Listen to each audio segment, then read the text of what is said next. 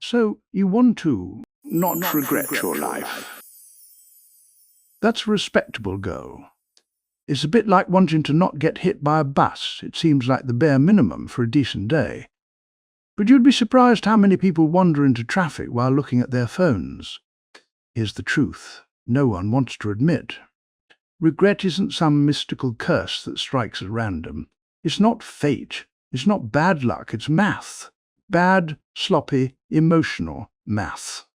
You made a choice based on fear, social pressure, or a temporary dopamine spike, and now you're paying compound interest on that decision in the form of 3 a.m. existential dread. This isn't about becoming perfect. It's about becoming coherent. When your choices align, even roughly, with who you actually are, not who you think you should be, regret loses its teeth. You might still fail, sure, but you'll fail on your own terms, and that's the kind of failure you can sleep through. The perfect life isn't just unattainable, it's a trap. Think about it. Society tells you that by age 30, you should be married, but not too married, keep it spicy, own a home, with a curated bookshelf and a sourdough starter, have a passion project, that also pays your rent, and somehow maintain the physique of someone who's never seen a carbohydrate. Oh, and you should be changing the world while doing it, all before your morning oat milk latte gets cold. This isn't aspiration, it's performance art disguised as living. And it's engineered to make you feel perpetually behind. Because if you're always chasing some external checklist of success, you'll never notice that the game itself is rigged. The finish line keeps moving, the rules change weekly, and the judges are influencers who got famous for eating cereal in a bathtub. Here's the brutal truth: the perfect life doesn't exist. But a sufficient life does. And sufficient is wildly underrated. Sufficient means you're not hungry, not in debt up to your eyeballs, and you have at least one person who'd bail you out of jail at 2 a.m. Sufficient means you get to choose how you spend your Tuesday.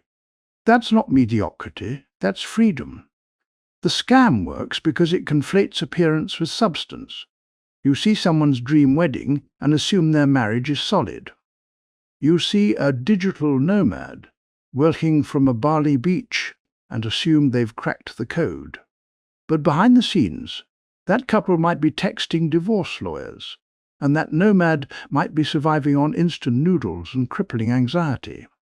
Social media is a highlight reel edited by someone who's also faking it. So, how do you opt out? Step 1. Audit your envy. Next time you feel that pang of, I should have that, pause. Ask, do I actually want this? Or do I just want to look like I have it? If the answer is, I want people to think I'm winning, you're playing the wrong game. Think of it like this: chasing the perfect life is like trying to win a video game by only watching other people play. You're not controlling the character. You're just watching cutscenes and wondering why you're not leveling up. The antidote isn't to reject ambition, it's to redefine it on your terms. Maybe your perfect Tuesday involves rewatching The Office in sweatpants while your dog snores on your feet. Maybe your dream isn't a corner office, it's a 30-hour workweek that lets you coach your kid's soccer team. That's not failure, that's editing. And here's the kicker. People who actually seem fulfilled aren't the ones with the most likes. They're the ones who stopped comparing their behind-the-scenes to everyone else's trailer. They've accepted that life is messy, inconsistent, and occasionally ridiculous, and they're okay with it. So burn the checklist, delete the Pinterest board titled, My Future Life, If I Were a Stock Photo. Your life doesn't need to be Instagrammable. It just needs to be yours. And that, my friend, is the first real step toward never looking back with regret. Your future self is lazy. Let's talk about the biggest con artist in your life, future you. Yeah, that mythical version of yourself who suddenly got it all together, wakes up at 5 a.m. without an alarm, meal preps quinoa bowls like a Pinterest elf, and responds to emails with calm, professional grace. Spoiler, future, you doesn't exist. Or if they do, they're just as tired, distracted, and prone to ordering pizza at midnight as present you. We keep making promises to this phantom. I'll start saving next month. I'll finally learn Spanish when things calm down. I'll fix my sleep schedule after this project wraps. But here's the cold, hard truth. You is not more disciplined. They're not smarter. They're not even real. They're a fantasy you use to justify procrastinating on decisions that matter right now. And that's how regret sneaks in. You delay a hard conversation because future me will handle it better. You stay in a dead-end job because future me will figure out the next step. But when that future finally arrives, it's just you, older, more exhausted, and now stuck with the consequences of choices you kept kicking down the road. Think of it like this. Trusting future you is like trusting a raccoon to guard your wedding ring. Sure, it looks like it has opposable thumbs and a vague sense of responsibility, but the second you turn your back, it's gone, probably trading your heirloom for a half-eaten bagel. So what do? Step 1. Stop negotiating with ghosts. Make decisions now based on who you are today, not some idealized version of yourself that only shows up in motivational quotes. If you hate waking up early, don't build a life that requires 5 a.m. routines. If you get overwhelmed by open-ended plans, don't say, "I'll figure it out later." Later is a lie. Instead, design your life for current. You, flaws, quirks, and all. That's not settling. That's strategy. For example, if you know you'll never stick to a gym membership, don't buy one. Get a $20 resistance band and do 10 minutes in your living room. If you know you'll ghost your savings if it's not automatic, set up a direct deposit that moves money the second your paycheck hits. Work with your laziness, not against it. This isn't about giving up, it's about ruthless realism. The most regret-proof people aren't the most disciplined. They're the ones who stopped pretending they'd magically transform and started building systems that work for who they actually are. And here's the beautiful irony. When you stop waiting for future you to save the day, present you start stepping up. Because you realize you're the only one who's ever going to do the work. Not the version of you in 3 years. Not the one with better lighting and a capsule wardrobe. You, right now, in your slightly stained t-shirt, scrolling on your phone, wondering if it's too late. It's not too late. But it will be if you keep handing your life over to a figment of your imagination. So cut future you out of the loop. They're unreliable, overpromising, and, frankly, kind of a flake. Make the call, send the email, walk away from the thing that's draining you. Do it now, while you still care enough to act, because the only self you can count on is the one reading this sentence, and they're capable of way more than you think. 5 minutes a day to ask yourself one brutally simple question. If I keep doing this, will future me hate me for it? Most people wait until they're knee-deep in consequences, burned out, heartbroken, or stuck in a career they loathe, before they even consider whether their choices are sustainable. But regret isn't a sudden explosion. It's a slow leak, and if you check the pressure valve daily, you'll never blow a tire. Here's how it works. Every evening or morning, if you're a plan the day, type, take 5 minutes, set a timer, I'm serious, and run through this quick audit. No journaling required, no fancy app. Just you, your brain, and brutal honesty. Step 1, the regret radar. Ask yourself, what did I do today that felt like a compromise of my values? What decision did I avoid that's now looming like a storm cloud? Did I say yes to something just to avoid conflict or look good? Be specific. Not, I was stressed, but I agreed to cover my co-worker's shift again, even though I'm drowning, because I didn't want to seem selfish. That's the stuff regret feeds on. Think of this like checking your phone's battery. You wouldn't wait until it dies at 1% to charge it. You plug it in at 20% to stay safe. Same logic applies to your life choices. Catch the drain before you're running on fumes. Step 2. The micro course. Correction for every red flag you spot. Make one tiny adjustment tomorrow. Not a grand overhaul, just a nudge. Example, if you skip your walk because you were too busy, block 15 minutes on your calendar tomorrow like it's a doctor's appointment. If you stayed silent in a meeting when you disagreed, prep one sentence tonight. I see it differently. Can I share my take? These aren't heroic acts. They're maintenance, like flossing. Nobody gets a medal for flossing, but skip it for years and you'll pay in pain and dentist bills. Now, here's the cynical but true part. Most people won't do this. They'll read this and think, yeah, that makes sense, then go back to doom scrolling until 2 a.m., wondering why their life feels off track. But you're still here. Which means you're the kind of person who actually does the 5-minute thing. And that's how you win. This habit works because it flips regret from a rearview mirror problem into a real-time navigation tool. You're not trying to predict the future, you're just making sure today's choices don't poison tomorrow's well. And the best part? It builds self-trust.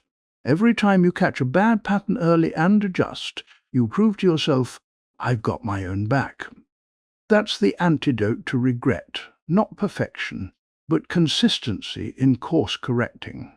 So tonight, before you fall down the TikTok rabbit hole, ask, what's one thing I did today that future me will side-eye?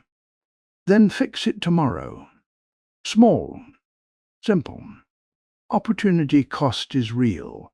You've heard the phrase opportunity cost, probably in some boring economics class or a LinkedIn post by a guy who wears socks with sandals and calls it personal branding.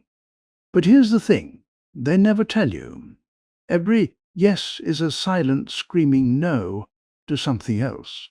And that something else might be the very thing you'll regret missing. Let's say you say yes to working late again because your boss guilt-tripped you with, "We're like a family here." You just said no to dinner with your kid, who asked you 3 times this week if you'd play Minecraft with them. Or you say yes to that extra freelance gig because money is money, and you silently say no to the novel you've been meaning to write, or even just to sleeping 8 hours for once. Opportunity cost isn't abstract. It's the life you don't live because you're too busy living the one you didn't consciously choose. Most people treat time like it's infinite, like they'll always have another chance to travel, to reconnect, to start that side hustle, to heal that relationship. But time isn't a renewable resource. It's more like a limited edition NFT that vanishes the second you look away. And every minute spent on something that doesn't align with your actual priorities is a minute stolen from your future self. So how do you stop bleeding opportunity? Step 1. Make your no louder than your yes. Before you agree to anything, any meeting, any favor, any commitment, ask, what am I giving up by saying yes to this? Force yourself to name it out loud. If I take this project, I'm giving up my Saturday mornings for the next 2 months. If I go to this party, I'm giving up the quiet night. I need to reset before my big presentation. This isn't selfish, it's arithmetic. You have 108 hours a week. That's it. No bonuses, no overtime. And if you're not allocating them deliberately, someone else is doing it for you, your boss, your family, your FOMO, your guilt. Think of your time like a bouncer as an exclusive club. Right now, you're letting in anyone who shows up. Drama, distractions, dead-end obligations, while the real VIPs, your health, your creativity, your relationships, are stuck outside in the rain. Fit the script. Start asking for ID at the door. And here's a pro tip. The cost of saying no up front is always lower than the cost of regret later.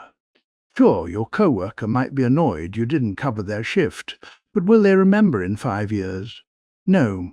Will you remember missing your sister's art show because you were too busy?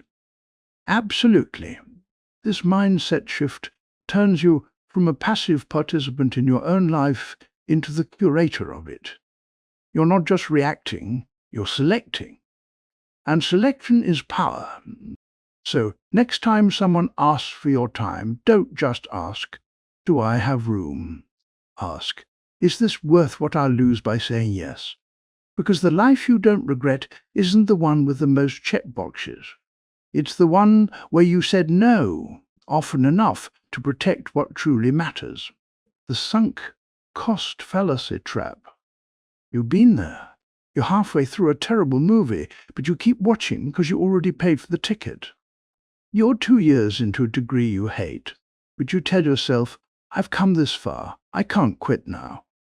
You're in a relationship that feels like emotional trench warfare, but you stay because we've been together for 5 years.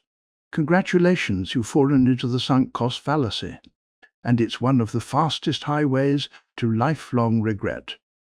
Here's the cold truth. Just because you've already invested time, money, or energy into something doesn't mean you owe it your future. The past is a receipt, not a contract. And continuing down a bad path because you've already put in so much isn't loyalty, it's compounding a mistake. Think of it like this. You're driving to a concert, but halfway there you realize it's sold out and the traffic is apocalyptic. Do you keep driving because you've already come this far? No. You turn around, grab tacos, and call it a win. Yet when it comes to life decisions, we act like turning back is moral failure. But here's the kicker. Quitting isn't losing. It's deleting corrupted code before it crashes your whole system. So, how do you escape the sunk cost trap? Step 1. Run the stranger test. Ask yourself, if a friend came to me with this exact situation, same job, same relationship, same project, and asked, should I keep going? What would I tell them? Would you say, stick it out for another 3 years, even though you're miserable? Or would you say, dude, walk away, you're wasting your prime years, we're always kinder to others than we are to ourselves? The stranger test cuts through the emotional fog and reveals what you already know deep down. Step 2. Reframe wasted as tuition. Yes, you spent 2 years in that soul-sucking job, but you learned what you wouldn't tolerate. You spent a year in that toxic relationship, but now you know your boundaries. That's not wasted time. That's data collection. Regret doesn't come from quitting. It comes from ignoring the lesson and staying anyway. And let's be real, the fear of wasting the past is often just ego in disguise. You don't want to admit you were wrong, but here's a secret: everyone is wrong all the time. The smart ones just pivot faster. So if you're clinging to something out of guilt, pride, or sheer inertia, ask, if I hadn't invested a single second in this, would I start today? If the answer's no, walk away. Not tomorrow. Not when it's convenient. Now. Because the only thing more expensive than cutting your losses is letting them bleed you dry for another decade. Your future self won't mourn the thing you left behind. They'll thank you for having the guts to stop pouring good life into a broken bucket. Identity over goals. You've been chasing goals like they're the finish line of a race you never signed up for. Lose 20 pounds, get promoted, buy a house, launch a business. And every time you hit one, there's this weird hollow feeling, like you climbed the mountain only to find a gift shop selling overpriced water and existential dread. That's because goals are destinations, but identity is your compass. And if you don't know who you're being, it doesn't matter how fast you're moving, you'll still end up somewhere you don't want to be. Here's the problem with goal. Base living, it's conditional. I'll be happy when, I'll feel worthy once, but life doesn't work in milestones. It works in moments. And if you're waiting for a future achievement to validate your existence, you're outsourcing your self-worth to a finish line that keeps moving. Instead, Flip the script. Stop asking, "What do I want to achieve?" and start asking, "Who do I want to be?" Because actions follow identity, not the other way around. If you identify as someone who values clarity, you'll say no to fuzzy commitments. If you see yourself as a person who protects their peace, you won't stay in chaotic relationships just in case. If you believe you're someone who learns from mistakes, you won't crumble when you fail, you'll adjust and keep going. This isn't woo self-help. It's behavioral psychology with a leather jacket. Step 1. Define your core identity statements. Write down 3-5 short declarations that reflect who you choose to be, not who you think you should be, but who you admire and can realistically embody. Examples: I am someone who honors my word.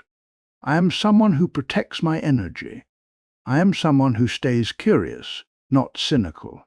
Keep them active, present tense and behavior, focused, no vague fluff, like "I am abundant." That's a vibe, not a guide. Step 2. Let identity drive decisions. Before making a choice, big or small, ask, does this align with who I say I am? If you say you're someone who values presence, but you're scrolling during dinner with your partner, you're lying to yourself. If you claim, I'm a creator, but you haven't made anything in 6 months, your identity is on life support. This isn't about perfection, it's about coherence. Every time you act in alignment with your chosen identity, you reinforce it. Every time you don't, you erode it, and that's where regret sneaks in. Think of it like building muscle. 1 rep won't transform you, but 10,000 reps, that's a new body. Same with identity. 1 aligned choice won't change your life, but 1,000, that's a life you won't regret. And here's the beautiful part. When your identity is solid, goals become side effects. You don't chase success, you embody the habits of someone who attracts it. You don't force discipline, you are the kind of person who follows through. So stop building a resume for your tombstone. Start living like the person you'd be proud to become. Because the life you don't regret isn't the one with the most achievements. It's the one where you stayed true to who you said you were, even when no one was watching. The Comparison Vortex. You open Instagram. Someone you barely know just bought a house in Lisbon, posted a photo of their morning ritual, matcha, journaling, yoga on a cliff, and announced they're stepping into their CEO era. You close the app. Your chest feels tight. Your apartment smells like last night's takeout. And suddenly, your perfectly fine Tuesday feels like a failure. Welcome to the Comparison Vortex, the emotional black hole where self-worth goes to die. Here's the cynical truth. Comparing your life to others isn't just unhelpful, it's mathematically absurd. You're looking at someone's highlight reel, edited for maximum envy, and comparing it to your own blooper reel, shot in real time, with no retakes. It's like racing a CGI spaceship in a go-kart and wondering why you're losing. And the algorithm wants you to feel this way. Platforms profit from your insecurity. The more inadequate you feel, the more you scroll, click, and consume. You're not just comparing, you're being farmed for attention. But regret doesn't come from falling behind. It comes from letting someone else's path convince you yours is wrong. So how do you escape the vortex? Step 1. Curate your inputs like your sanity depends on it, because it does. Unfollow, mute, or block anyone who consistently makes you feel less than, even if they're inspirational. Especially if they're inspirational. If their content leaves you energized, keep it. If it leaves you anxious, it's digital junk food. Toss it. Is this person even happy, or just good at performing happiness? Does their path align with my values, or just society's script? Chances are that CEO-era person is crying in their walk. In closet right now, Googling how to quit everything without looking like a fraud. Think of comparison. like trying to navigate a forest using someone else's map, drawn for a different terrain in a different season, by someone who got lost themselves. It won't help you. It'll just make you doubt your own compass. The antidote isn't confidence, it's indifference. Not the cold, detached kind, but the calm, unshakable kind that says, your journey is yours, mine is mine. Neither is better. Both are valid. And here's a secret. People who seem ahead are often just better at hiding their mess. The ones truly at peace? They're too busy living to document it. So stop measuring your behind the scenes against their trailer. Your life isn't a competition. It's a solo expedition with occasional campfires. Protect your peace, guard your attention, and remember, the only person you're racing is the version of you from yesterday. Everything else is noise. Small bets, big peace. You've been taught that life-changing decisions require grand gestures, quit your job, move cities, burn it all down. But here's the quiet truth no one talks about. The most regret-proof lives are built on tiny, reversible choices, not dramatic leaps. You don't need to sell everything and move to a cabin in the woods to find peace. You just need to say no to one extra meeting this week. You don't have to launch a business to feel fulfilled. You just need to spend 20 minutes creating something that matters to you, not your LinkedIn audience. Big, irreversible decisions are where regret breeds. Because when you go all in on a single path with no backup plan, you're not being brave, you're playing emotional Russian roulette. And if it backfires, you're stuck with a life you can't undo. But small bets? They're your insurance policy. Step 1. Make everything a trial run. Adopt the minimum viable experiment mindset. Instead of committing to a new career, take a 20 online course. Instead of moving in with your partner, try a 2-week test drive, vacation together.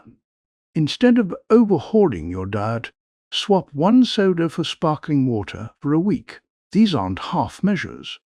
They're low-risk reconnaissance missions. You gather data without burning bridges. Think of it like dating before marriage. You wouldn't propose on the first date, so why? Marry a life path without testing it first? Step 2. Celebrate the pivot, not just the payoff. Most people only reward themselves when they succeed. But the real win is in the learning. Great, you now know what doesn't work. That's valuable intel. Did that new routine make you miserable? Awesome, you just saved yourself years of forcing it. Regret doesn't come from failing. It comes from never trying at all because you were waiting for the perfect moment. And here's the kicker. Small bets compound. One 20-minute writing session won't make you a novelist, but 100 of them. That's a manuscript. One honest conversation won't fix a relationship, but a dozen. That's trust rebuilt. The beauty of this approach is that it removes the pressure. You're not changing your life, you're just tweaking it, like adjusting the thermostat. Too hot, turn it down. Too cold, nudge it up. No drama, no fanfare, just steady calibration. And because these choices are small and reversible, future, you won't present you for locking them into something rigid. You've left room to breathe, adapt, and evolve, which is the whole point. So stop waiting for a sign from the universe. Place a small bet today. Test the theory, see how it feels. Because the life you don't regret isn't the one with the boldest moves. It's the one where you gave yourself permission to explore without needing a guarantee. The Thackett threshold. Let's talk about the moment you've been avoiding. The point where you look at a situation, your job, your relationship, your living situation, and think, you know what? Thackett, I'm done. Most people never reach this threshold. They stay in soul-crushing roles, toxic dynamics, or stagnant routines because they're waiting for a good reason to leave. But here's the truth. You don't need a grand justification to walk away from something that's draining you. You just need to hit your personal feck it number. This isn't recklessness. It's self-preservation with a middle finger. Think of your tolerance like a gas tank. Every day you stay in a bad situation, you lose a little more fuel, your patience, your joy, your sense of self. The Beckett threshold is the moment you realize you're running on fumes, and staying longer will leave you stranded in Regret City with no AAA. So how do you know when you've hit it? Step 1. Track your dread. For 1 week, note every time you feel a wave of anxiety, resentment, or numbness about a specific commitment. Give it a 1 to dread score. Sunday night, 8 T-Town. Dread about Monday meetings. Texting my partner, 6 T-Town, feeling like I'm walking on eggshells. When the average dread score stays above 5 for more than 2 weeks, that's your threshold. Not because it's objectively bad, but because your system is signaling overload. Step 2. Ask the dignity question. Is staying here costing me my self-respect? Not your reputation, not your bank account, your dignity. The quiet knowledge that you honored your boundaries, your values, your worth. Because here's what no one tells you. Regret isn't about the thing you lost. It's about the version of yourself you betrayed to keep it. You'll forget the salary, you'll forget the address. But you'll never forget the moment you chose comfort over integrity and how it hollowed you out from the inside. Now, the cynical but true part, walking away won't fix everything. You might struggle, you might doubt yourself, but you'll sleep at night. And that's worth more than any stable situation built on self-abandonment. Think of the Beckett threshold like an emergency eject button. You don't use it lightly, but when the cockpit's on fire, you don't debate aerodynamics. You pull the lever. So if you're reading this and your gut is screaming, "I'm past my threshold," stop negotiating with your fear. Pack your bags. Send the email. Make the call. Because the life you don't regret isn't the one where you played it safe. It's the one where you finally said enough and chose yourself, even if it looked messy. And honestly, that's the most dignified kind of win there is. Emotional accounting. You track your money. Maybe not perfectly, okay? Maybe you panic spend on Amazon after a bad day, but you try. You check your bank balance, you vaguely budget. You know when you're overspending on oat milk lattes. But do you track your emotional currency? Because here's the thing, your emotional energy is your most finite, non-renewable resource. And if you're not auditing where it's going, you're leaking it everywhere, into gossip, resentment, performative busyness, and relationships that leave you emptier than a 5 gas station coffee. Regret doesn't come from running out of cash.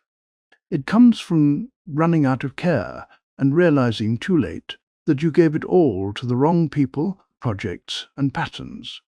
So let's fix that. Step 1. Keep an emotional ledger. For 1 week, treat your feelings like transactions. Every evening, jot down deposits what filled your cup. A walk in the park, a real conversation, finishing a task. Withdrawals, what drained you, a passive-aggressive email, scurrying for an hour, saying yes when you meant no. Don't judge. Just observe.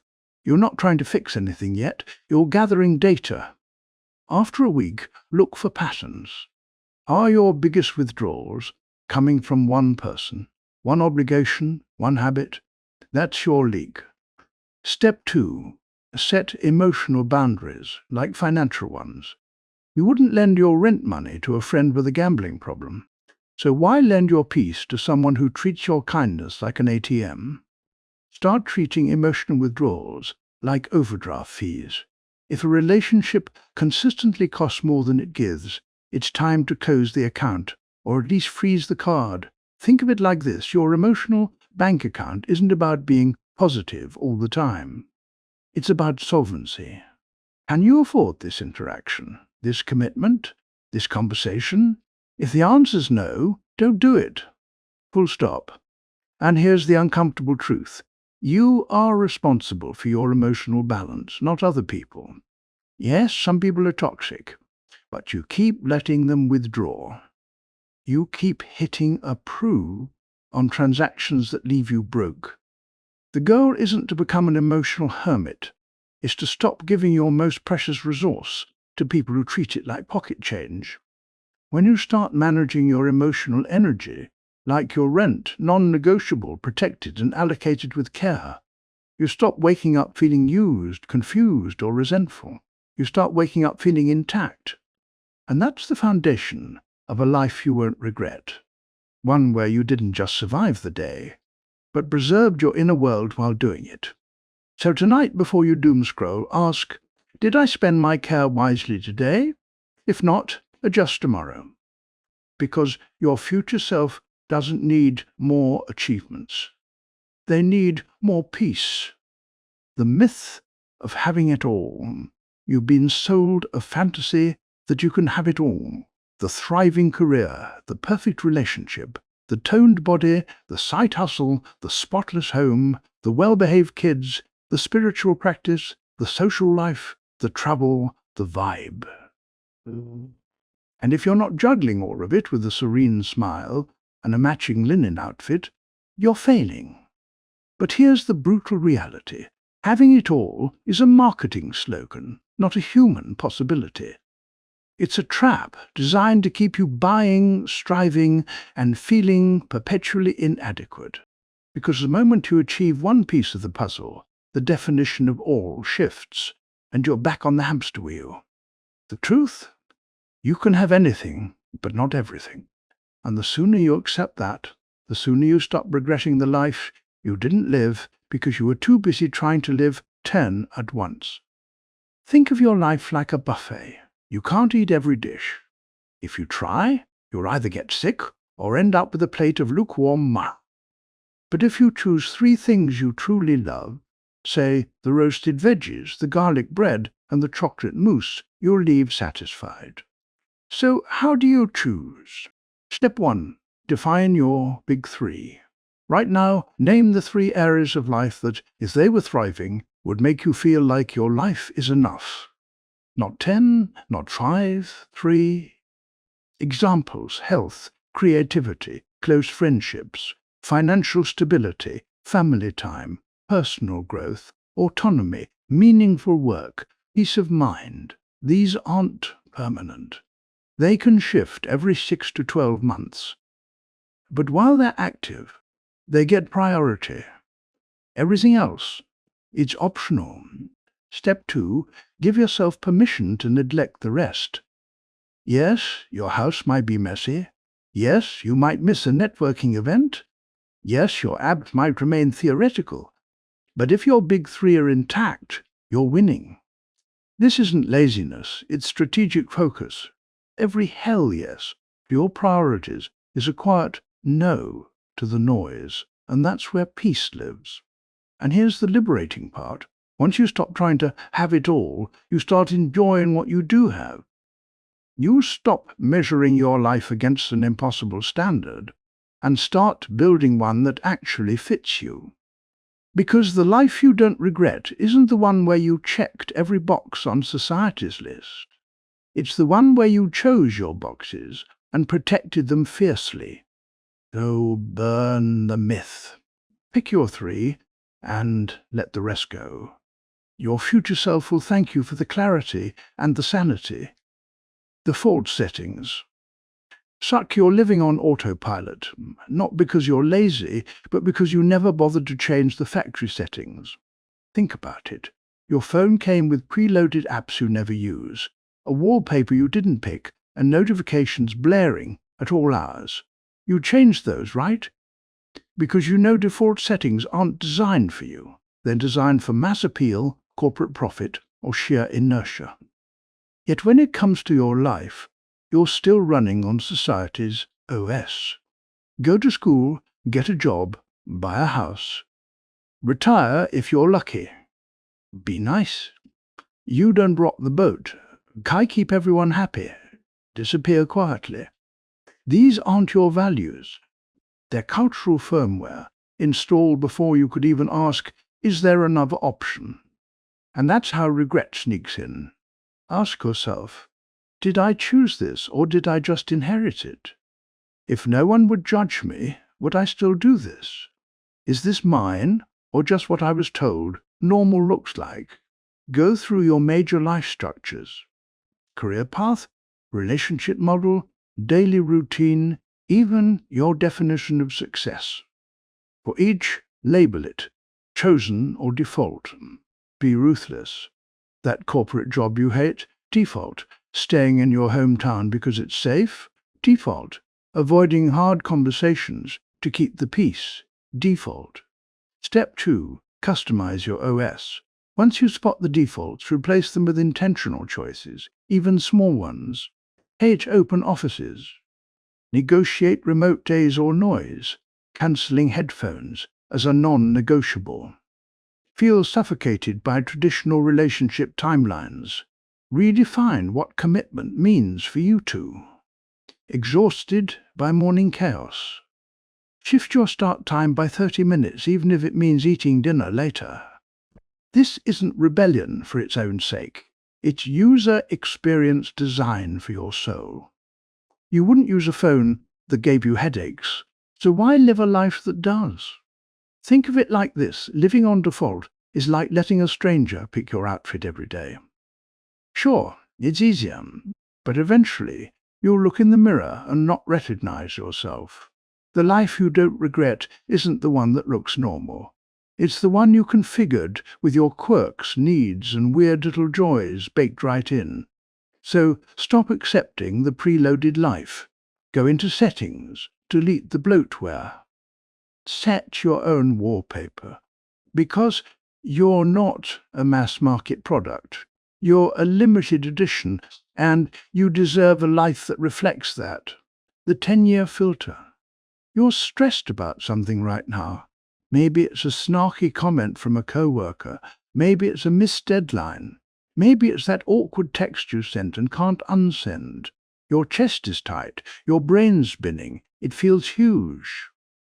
But here's a question that will instantly shrink 90% of your problems. Will this matter in 10 years? Go ahead. Try it. That passive-aggressive email? In 10 years you won't remember the sender's name? That breakup that feels like the end of the world? In 10 years you'll barely recall their face. That job you didn't get? In 10 years it'll be a footnote, if it's mentioned at all. The 10-year filter isn't about dismissing your feelings. It's about calibrating your emotional investment. Because regret doesn't come from feeling pain, it comes from wasting precious emotional energy on things that have no long-term weight. Most of your current stressors are noise, temporary glitches in a system that will self-correct. But when you treat every glitch like a system crash, you exhaust yourself and miss the real signals. Step 1. Apply the filter in real time. Next time you feel overwhelmed, pause and ask, is this a 10-minute problem, a 10-month problem, or a 10-year problem? If I'm still upset about this in a decade, what does that say about my priorities now? Be honest. If the answer is 10 minutes, stop rehearsing your rebuttal in the shower. If it's 10 months, make a plan, but don't let it hijack your present. Only 10-year problems deserve your deepest focus. Step 2. Use it to guide decisions. When choosing between options, ask, which path will I be glad I took in 10 years? Choosing integrity over convenience. Future. Prioritizing health over hustle. Future. You high-fives you, walking away from drama to protect your peace. Future. You throws a parade. This isn't naive optimism, it's temporal triage. You're not ignoring the present, you're anchoring it to a future that actually matters. Think of it like this: your life is a photo album. Right now, you're obsessing over a blurry, poorly lit snapshot. But in 10 years, you'll only keep the images that show real connection, growth, and joy. So stop sweating the bad lighting.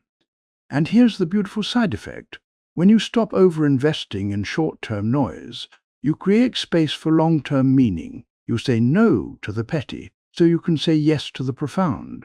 So the next time your brain screams emergency over something trivial, hit it with the 10-year filter. Watch the panic dissolve. Watch your perspective reset, because the life you don't regret isn't the one where everything went smoothly. It's the one where you kept your eyes on what actually lasts. Regret, failure. The same thing, they're not even close. Failure is an event. You tried something, it didn't work, you learned. Regret is a state of being you didn't try, and now you're haunted by the ghost of what could have been. Here's the brutal distinction. Failure has a shelf life. Regret is forever. You can recover from a failed business. You can heal from a rejected proposal. You can bounce back from a bad job. But the ache of, I wonder what would have happened if I'd just, that lingers. It shows up at weddings, funerals, quiet Sundays. It doesn't fade, it just gets quieter, like a song you can't unhear. Most people avoid taking risks to prevent failure, not realizing they're actually guaranteeing regret. They stay in safe, soul-sucking situations because at least I won't fail. But safety isn't the opposite of failure. It's the breeding ground for regret. So how do you reframe this? Step 1. Redefine failure as tuition. Every misstep is data. Every no is a filter. Every collapse is a lesson in what doesn't work, which is just as valuable as knowing what does. Ask after any setback, what did this teach me? Not, why am I a loser? Got ghosted after a vulnerable conversation. You learned who's capable of depth. Pitch got rejected. You now know what resonates and what sounds like corporate jargon. This isn't toxic positivity. It's strategic extraction.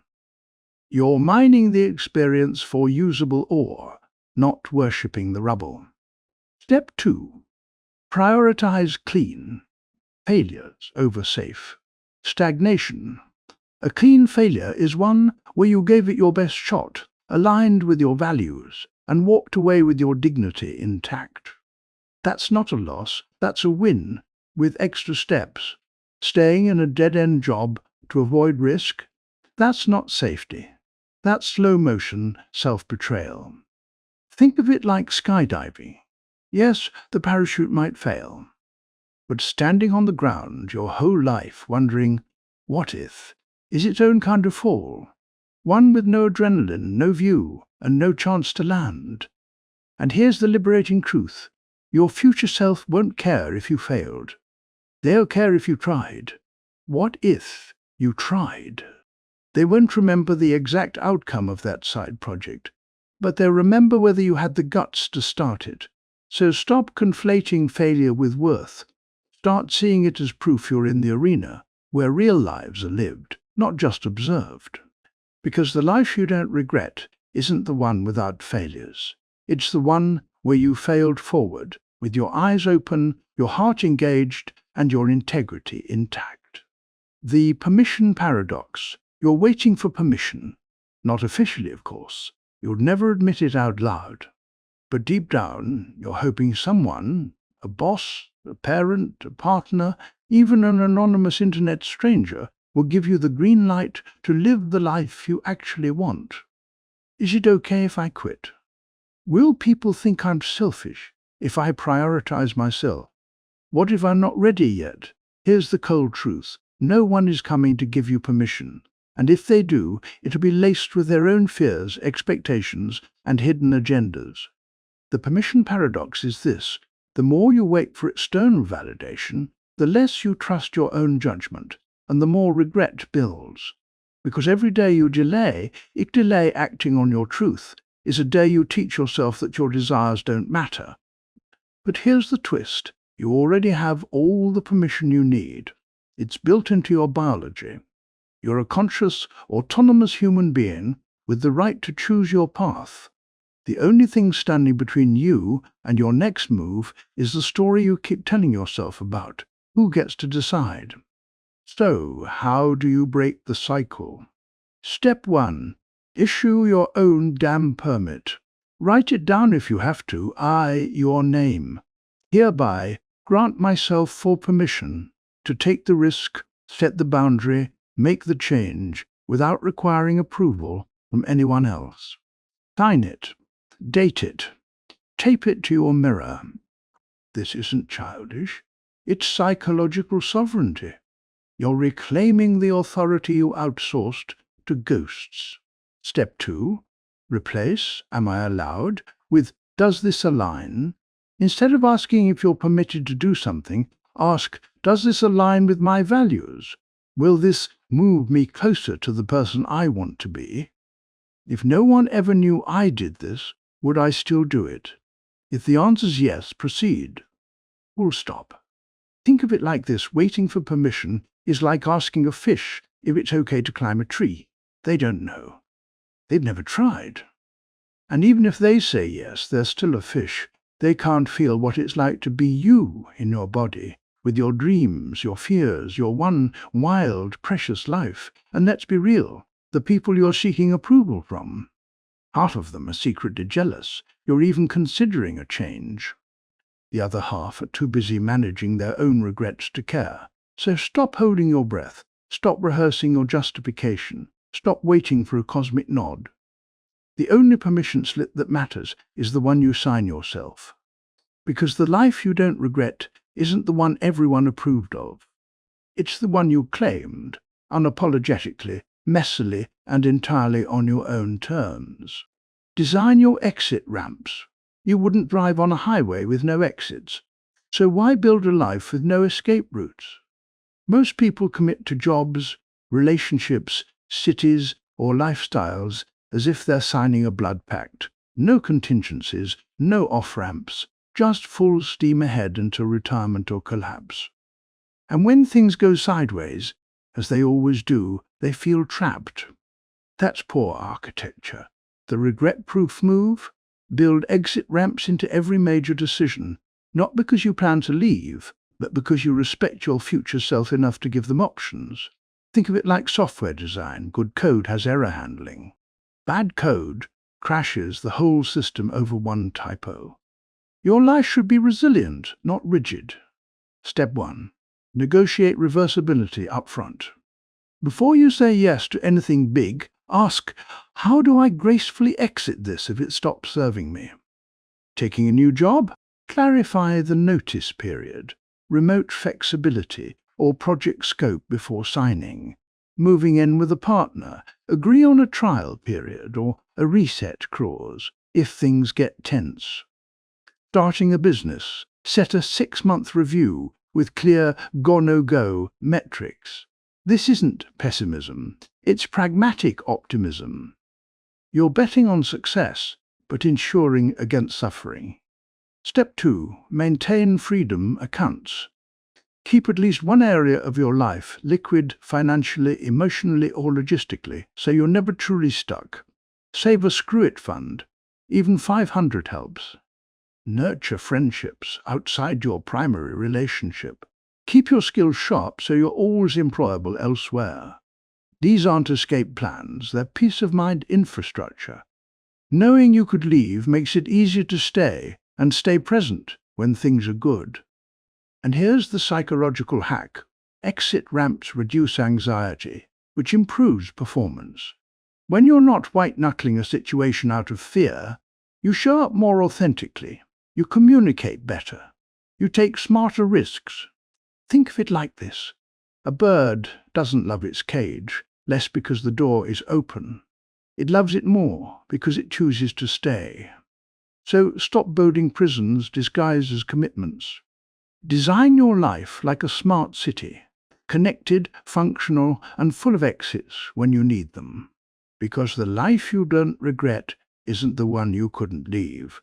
It's the one you chose to stay in, every single day. The good enough principle. You're chasing perfect.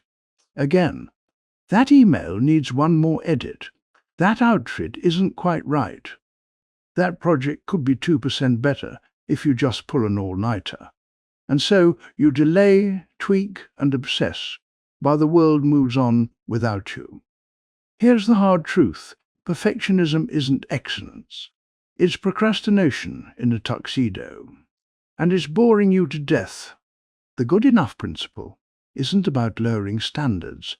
It's about redirecting energy from polish to progress. Because in the real world, Done beats perfect every time, and good enough shipped today beats flawless, abandoned next year. Regret doesn't come from imperfect work. It comes from never sharing your work at all because you were waiting for it to be immaculate. So how do you embrace good enough without sliding into mediocrity? Step 1. Define your good enough threshold in advance. Before starting any task, ask, what's the minimum viable outcome that serves the goal? At what point does extra effort yield diminishing returns? Examples: email, clear, polite, no typos, free send, presentation, key points covered, slides, readable, deliver. Now, deliver. Dinner, cooked, edible, shared with love. So. Once you hit that bar, stop. No, just one more thing. Step 2. Celebrate completion, not perfection. Reward yourself for finishing, not for flawless execution. What for flawless execution? This rewires your brain to associate action with reward, not endless tweaking with anxiety. Think of it like this: a slightly lopsided cake still feeds people. A perfect cake that never leaves the oven feeds no one. And your ideas, your art, your voice, they're meant to be shared, not hoarded in a vault of hypothetical excellence. And here's the liberating part. People don't remember polish, they remember presence. Your friend doesn't care if your condolence text had a typo. They care that you showed up. Your client doesn't need a 50-page deck, they need clarity.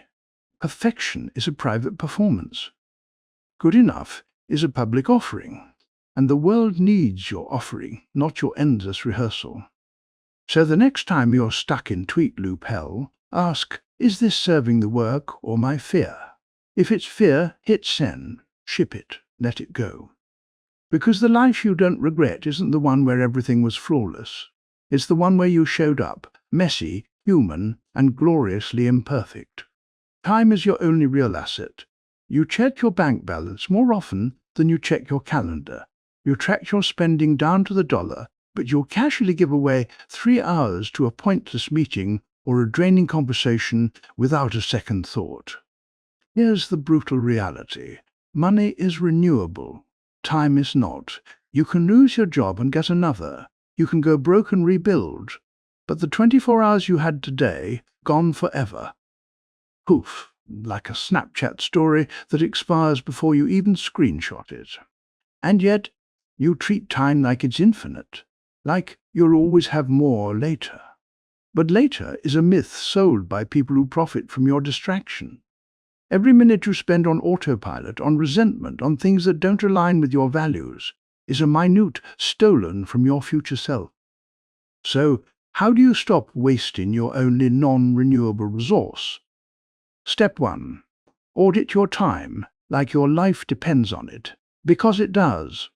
For 3 days, log how you spend every hour, not judgmentally, just factually.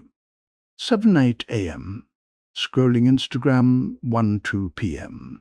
Unnecessary team sync 8-9 p.m. Arguing with stranger on Reddit. At the end, circle the blocks that truly served your big 3 from section 12. The rest, that's leakage. Step 2. Spend time like it's Monopoly cash. In Monopoly, you don't hoard cash. You invest it to build houses, buy railroads, dominate the board. Same with time. Stop saving it for someday. Spend it now on what matters: a 20-minute walk to clear your head, a real conversation with someone you love, an hour learning a skill that excites you. Because unlike real money, you can't save time. You can only use it or lose it. Think of it like this. Your life isn't measured in dollars earned, but in moments lived.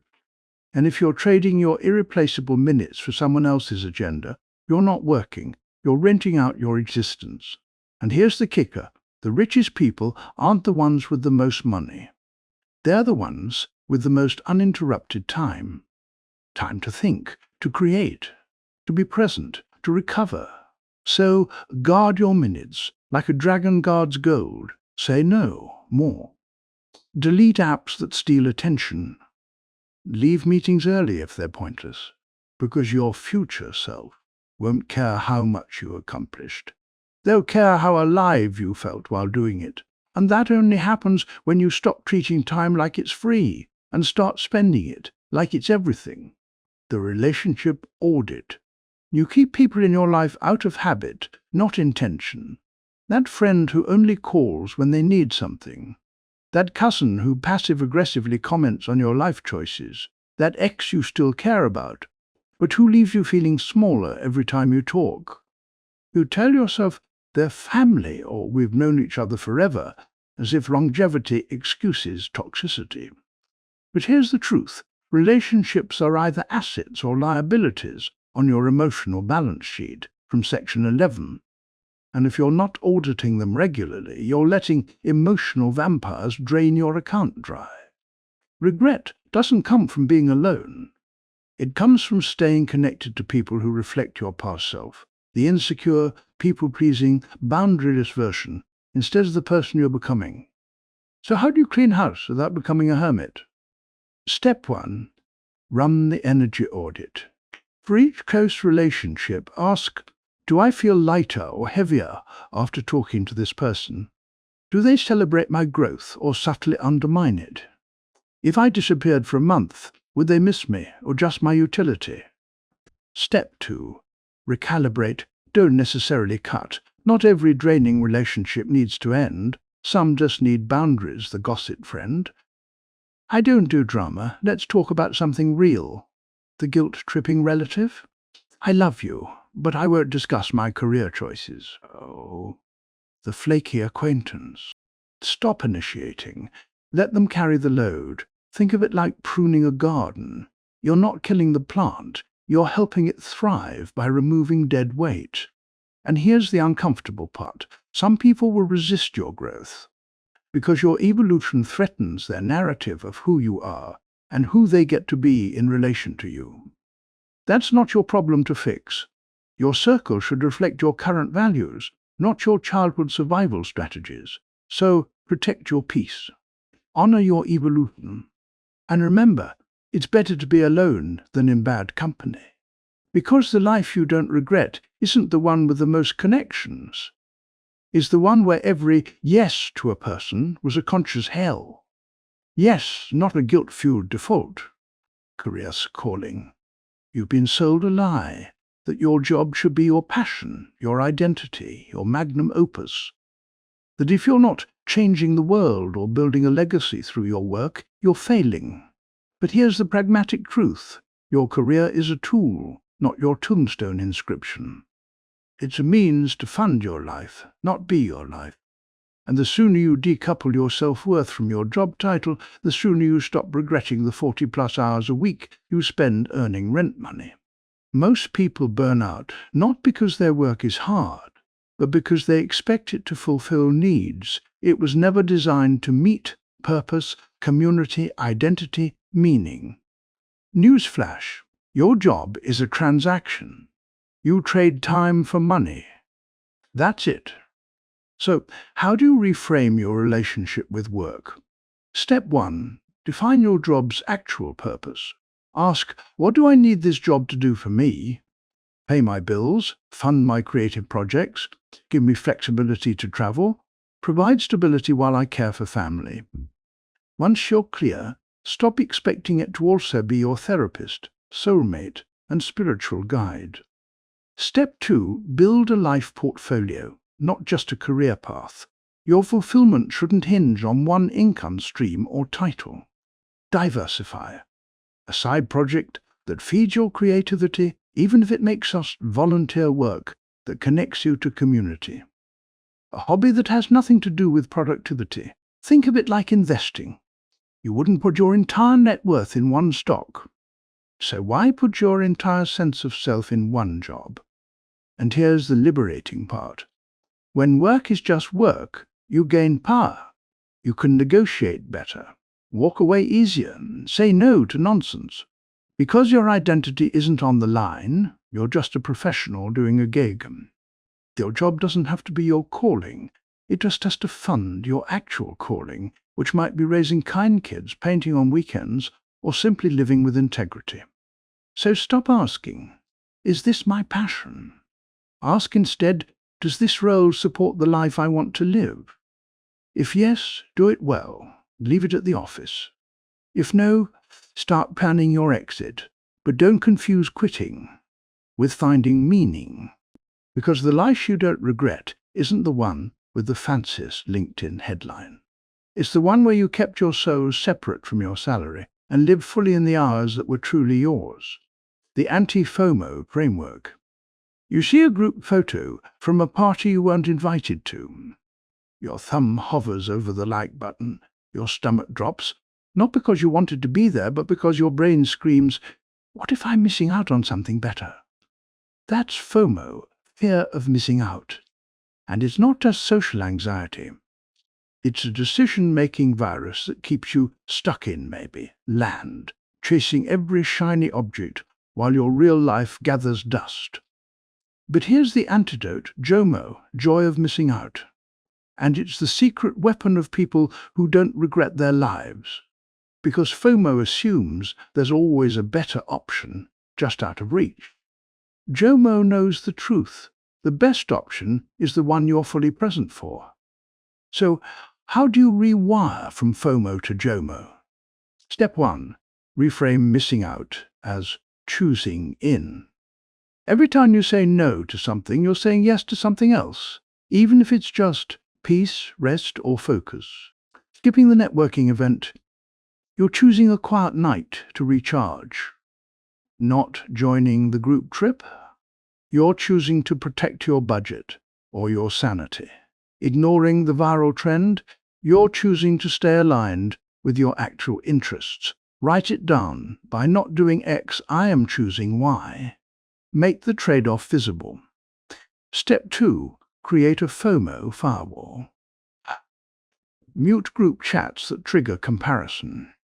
Turn off notifications for non-essential apps.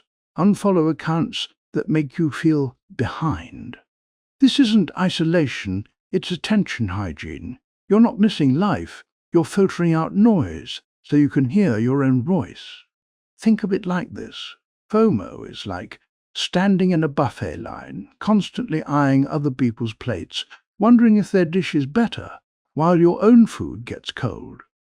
JOMO is sitting down, savoring your meal, and realizing this is exactly what I wanted. Here's the kicker. The people you think you're missing out on, they're often just performing. That party? Half the guests are checking their phones, wondering if they should have stayed home. That exclusive opportunity might be a time suck disguised as prestige. Your time is finite. Your energy is precious. Stop treating every invitation like a test you might fail. Because the life you don't regret isn't the one where you said yes to everything. It's the one where you said no, enough to protect what truly matters, and found deep joy in the quiet, unposted moments no one else saw. Health, the silent foundation. You skip the gym because you're too busy. You survive on caffeine and takeout because meal prep takes too long. You scroll until 2 a.m. because I'll sleep when I'm dead. And then, at 38, your back gives out. At 42, your doctor says pre-diabetic. At 45, you realize you're too exhausted to play with your kids and you wonder where it all went wrong. Here's the unsexy truth. Your health isn't a luxury. It's the operating system your entire life runs on. Ignore it and everything crashes. Your mood, your focus, your relationships, your ability to show up for the things you love. Regret doesn't come from not having a six-pack. It comes from not being able to hike with your grandkids because you treated your body like a rental car you never maintained. So, how do you prioritize health without becoming a wellness cultist? Step 1. Think minimum viable health. Forget extreme diets or 2-hour workouts. Focus on the smallest sustainable habits that prevent collapse. Move your body for 20 minutes most days. Walk counts. Drink water before coffee. Get 7 hours of sleep Protect it like a VIP client meeting. These aren't optimizations, they're system updates that keep you running. Step 2. Treat your body like a collaborator, not an enemy. Stop punishing it for failing to look like an Instagram model. Start thanking it for carrying you through life. When you stretch, say, "Thanks for letting me move." When you eat real food, say, "Thanks for digesting this fuel." When you rest, say, "Thanks for recovering so I can try again tomorrow." This isn't woo-woo, it's behavioral reinforcement. You're more likely to care for something you respect. Think of it like this. You wouldn't skip oil changes on the car you plan to drive cross-country.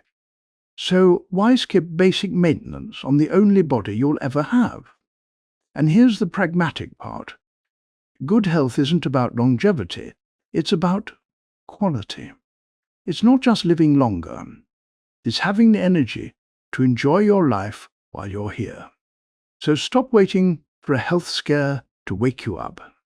Start today with 1 glass of water, 1 walk around the block, 1 night of turning off screens, an hour before bed. Because your future self won't care how many promotions you got. They'll care if you can still dance at your kid's wedding without getting winded. And that only happens if present you stops treating health as optional and starts treating it as non-negotiable infrastructure. The enough number. You're chasing more, always more money, more square footage, more accolades, more proof that you're winning, and no matter how much you get, it's never quite enough, because the goalposts keep moving, pushed by ads, algorithms, and that whisper in your head, "If I just had X, I'd be happy." But here's the liberating truth. Enough isn't a number society gives you. It's a boundary you define for yourself. And until you set it, you'll keep running on a treadmill that's secretly powered by your own exhaustion. The enough number isn't just financial, though that's part of it. It's holistic. How much income do I need to feel secure and have time for what matters? How many close friends do I need to feel connected? How much recognition do I actually require to feel valued? Most people never ask these questions. They let capitalism, social media, or their parents' expectations define enough and end up with a life that looks successful but feels empty. So how do you find your number? Step 1. Run the sufficiency audit. Ask, what's the minimum I need to live with dignity, peace, and room for joy? At what point does more start costing me my time, health, or relationships? Be specific.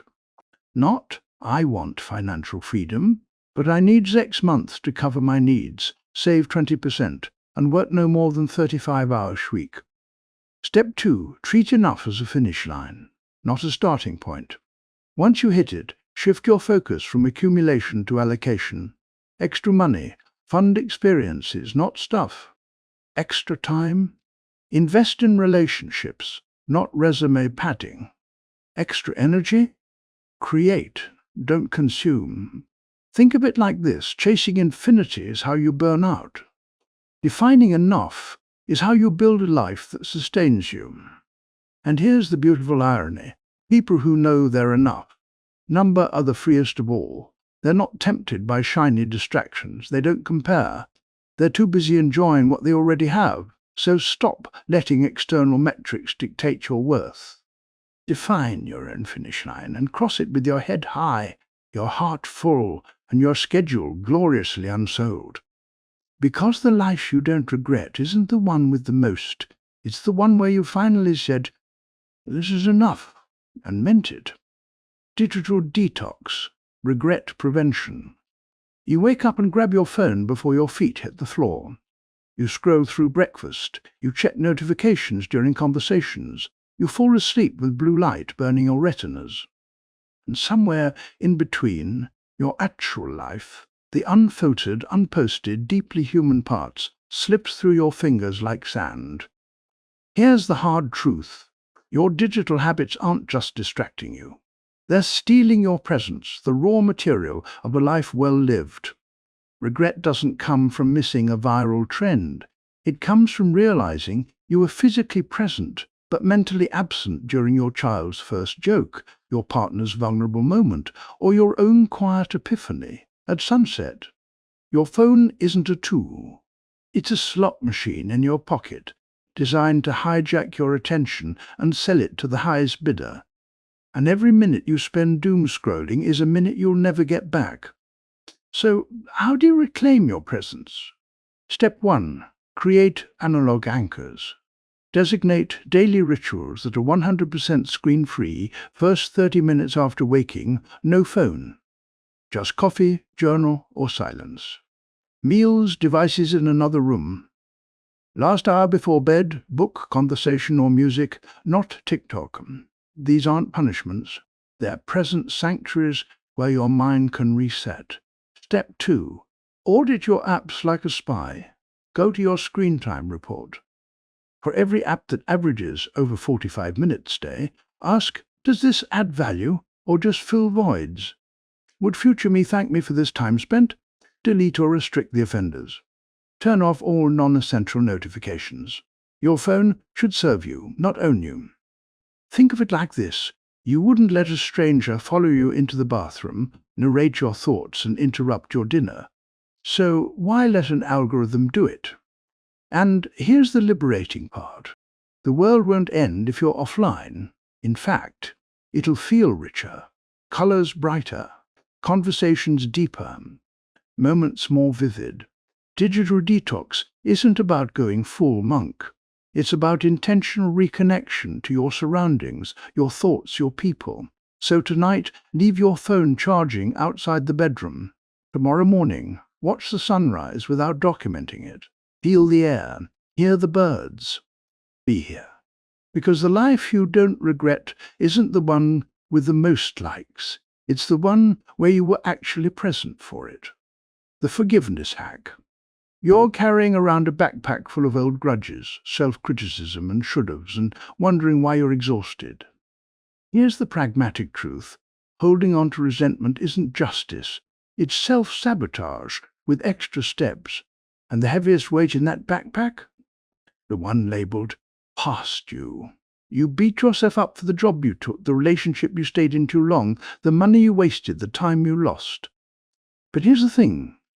Past you did the best they could with the tools, info, and emotional bandwidth they had. They weren't lazy, stupid, or broken. They were learning. Regret thrives in unforgiveness. But forgiveness isn't about excusing bad choices. It's about freeing up mental RAM, so present you can function. So how do you actually forgive without toxic positivity or spiritual bypassing? Step 1. Write a letter to past you, and don't send it. Be specific. Acknowledge their struggle. Hey, 28-year-old me, I know you took that job because you were terrified of failing. You thought stability is safety. You didn't know yet that peace matters more than prestige. It's okay. You were trying to survive. I've got you now. This isn't therapy speak. It's emotional resource reallocation. You're not erasing the past. You're stopping the constant withdrawal of energy from it. Step 2. Reframe the mistake as data. Instead of, I wasted 2 years, say, I learned what I won't tolerate. Instead of, I was so naive, say, I now know my boundaries. This turns shame into strategy. Think of it like this. Holding on to regret is like keeping a broken app running in the background. It drains your battery but does nothing useful. Forgiveness is force, quitting it so your whole system runs smoother. And here's the cynical but true part. No one else is thinking about your past mistakes. Your ex has moved on. Your old boss forgot your name. The internet has 10 million new dramas. You're the only one still replaying the tape. So stop renting space in your head to ghosts. Forgive past you, not because they deserve it, but because present you deserves peace. Because the life you don't regret isn't the one without missteps. It's the one where you stop punishing yourself for being human and started using your lessons to build something better. Create, don't consume. You spend your days consuming, scrolling feeds, watching shows, reading takes, absorbing other people's opinions, aesthetics, and life scripts. And then you wonder why you feel empty, like you're watching your own life through a screen instead of living it. Here's the antidote: create, even badly. Because consumption is passive, creation is active. And regret doesn't come from making something imperfect. It comes from never making anything at all. You don't need to be an artist, a writer, or an entrepreneur to create. You just need to add something to the world that wasn't there before. Cook a meal from scratch, even if it's slightly burnt. Write a text that says exactly what you feel. Rearrange your furniture to make the space feel like yours. Plant herbs on your windowsill. Record a voice memo about your day. These aren't grand gestures, they're acts of authorship, and each one reinforces a quiet truth. You are not just an audience member in your own life, you're a participant. So how do you shift from consumer to creator? Block 15 minutes a day to make something with zero expectations. No sharing, no polishing, just doing. Doodle in a notebook. Build. And a notebook.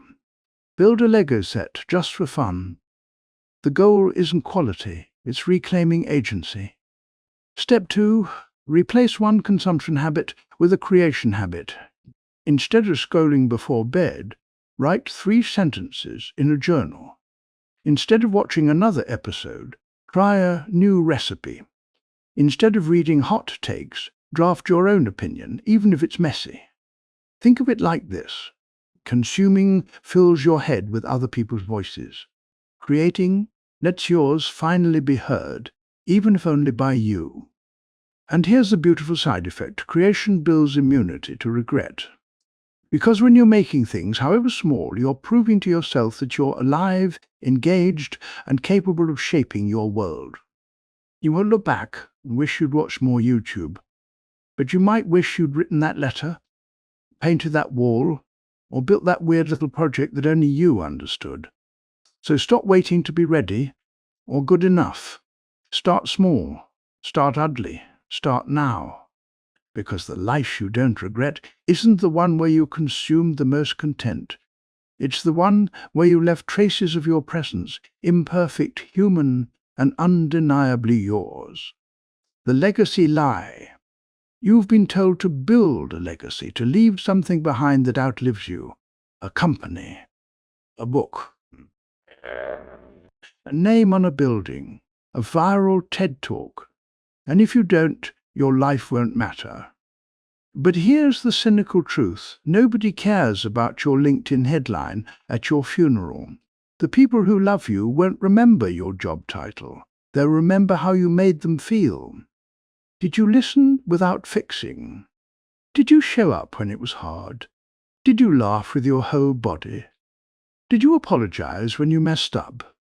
Legacy isn't about monuments. It's about micro moments of humanity. The legacy lie is dangerous because it tricks you into sacrificing your present for a future audience that doesn't exist. You skip family dinners to build something lasting, only to realize too late that the people you skipped were your legacy. So, how do you live meaningfully without chasing immortality? Step 1. Redefine legacy as ripples, not statues. Ask, who feels seen when I'm around?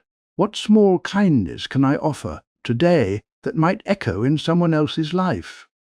Am I living in a way that lets the people I love feel safe, valued, and known? These aren't grand. They're daily.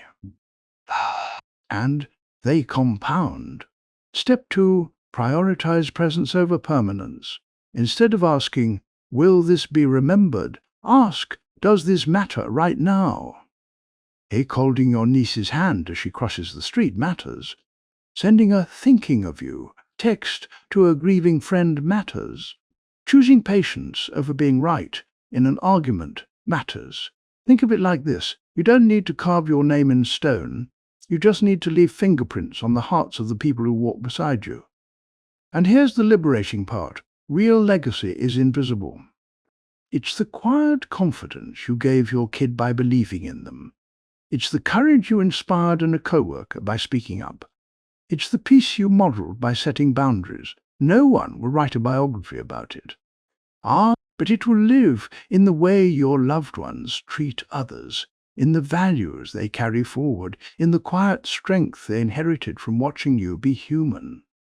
So stop building for an audience of ghosts. Start living for the people in the room. Because the life you don't regret isn't the one that went viral. It's the one where you showed up fully, messily, and lovingly for the people who actually knew you.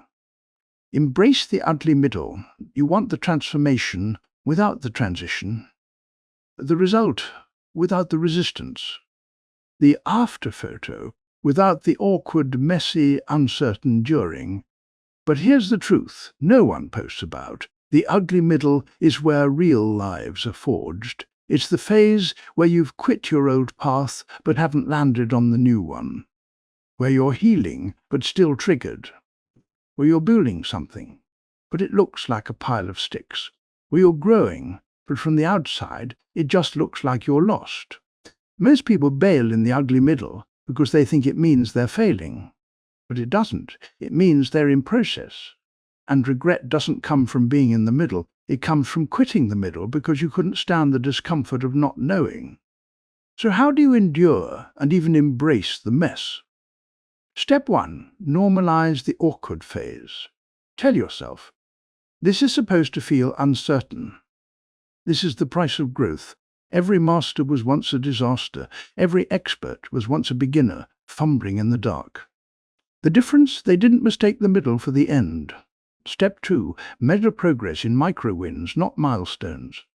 Instead of, when will I be there, ask, did I show up today, even a little? Did I choose courage over comfort once? Did I protect my boundaries, even if it felt messy? These tiny acts are the bricks of a new life. You just can't see the house yet. Think of it like this. A caterpillar doesn't fail when it's dissolving into goo inside the chrysalis. That's not collapse, that's construction. The ugly middle isn't a detour. It's the main event. And here's the beautiful part. The people who don't regret their lives aren't the ones who avoided the mess. They're the ones who stayed in it long enough to let it reshape them. So stop comparing your chapter 3 to someone else's highlight reel. Stop expecting clarity before you've done the work. Lean into the uncertainty. Make peace with the awkwardness. Trust that the mess isn't a sign you're off track. It's proof you're on one. Because the life you don't regret isn't the one that looked perfect on the outside. It's the one where you had the guts to stay in the ugly middle and let it transform you. The final permission slip. You've made it to the end, and if you're honest, part of you is already bracing for the "but what if I still mess up" spiral. Good news, you will. You'll still say the wrong thing. You will still take a job that drains you. You will still scroll when you meant to create. You will still compare, overthink, and occasionally eat ice cream for dinner while crying over a Netflix show. Because the secret to not regretting your life isn't perfection. It's permission to be human and to keep choosing yourself again and again. This is your final permission slip. Not from me, from you. I hereby grant myself full, unconditional permission to change my mind, prioritize my peace over other people's expectations, fail forward, protect my time like it's gold, walk away from anything that costs me my dignity, be a work in progress forever. And I release myself from the burden of needing to get it right once and for all. Sign it, date it, tape it to your mirror.